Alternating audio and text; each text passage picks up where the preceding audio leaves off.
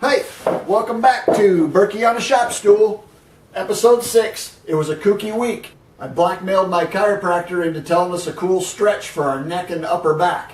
I got to talk to a research chemist. I got to run down to Champaign-Urbana Woodshop and show off the Shaper Origin. And to top it all off, I made an appearance with all the guys on the Fools with Tools podcast. Let's get into this and see where it goes. Selfie interview. This is my chiropractor, Dr. Dr. Steve. Works perfect. That's what I said. Okay, Doc. Right. Those of us. So, Doc, listen. For those of us who are working at benches or sewing machines or whatever, give me a couple of stretches that'll keep us feeling good. Okay, so virtually everybody works in this position with their head down. Right. And so you need to reverse that because it will release the tension in your neck and your upper back. Right. And the best way to do that is one of two ways. You can either put your head back and you do an isometric exercise where you press forward with your arms and resist, and you hold for a count of 10. Rest for a count of 10, hold for a count of 10, rest for a count of 10. You do it in sets of 10. You can do that multiple times throughout the day. Gotcha. Another way to do it, I'm going to step over by the wall over here, is to stand with your head against the wall and press back into the wall. Oh, and that pushes it forward. The same thing, correct. Gotcha. Count of 10, hold. Count of 10, rest. Do 10 repetitions, and I tell lots of patients to try and work up to doing 10 sets a day. I like it. But you work up to that. Nice. You do 100 of those today, you'll be mad at me tomorrow. Dr. Steve. Since that conversation with Dr. Steve, I've been a lot more mindful to do those stretches, and it really feels like it's helping my upper back especially. So for 3 days this week, I went to help a buddy of mine install a bunch of blinds at a small university in Chicago. They do a lot of chemistry research there, and I was able to talk to one of the professors working on this bandage that converts bacterial growth into a small electrical current, which powers an LED light on the outside of the bandage so that the nurses would know when to change the bandage. That's mind-blowing.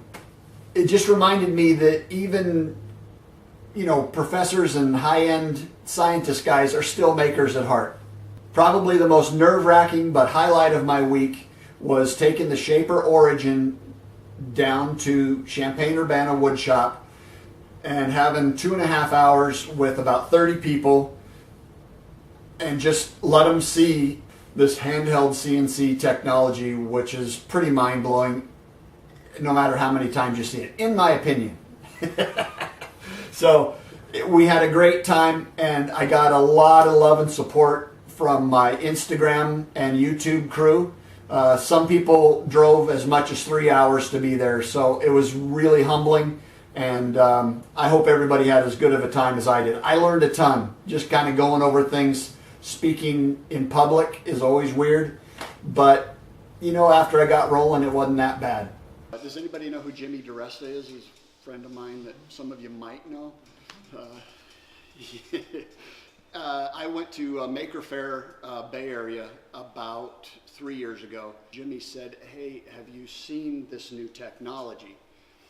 He drugged me physically across the grounds and to see this, and immediately the advantages of a highly mobile, highly scalable CNC machine just went off in my head. I do a lot of braking and pushing from my heel of your hand. So I'm doing a lot of this. Oh, okay. See what I'm saying? Or even, you don't need to be oriented the same way that you scanned it. So it's just as accurate here as it is here in the same cut. Because it has the whole workspace, it knows where it is, so it's fine, doing that. Shaper sent me this to consult with them on the user interface. So in other words, we have a bunch of really smart guys, and they needed to make sure that it was clear enough to idiots. So they said, what we should do is get an idiot and watch him play with it, kind of like gorillas at the zoo with a mirror, you know. What's next for Shaper? It still blows me away that they even allowed me to come here today, to be honest.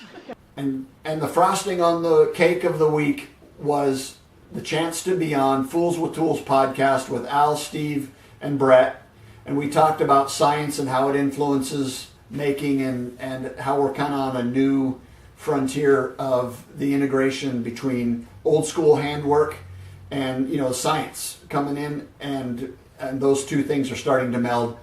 That should be released later on this week. This week in the shop, I've got a couple of down and dirty bookcases to do for some new construction.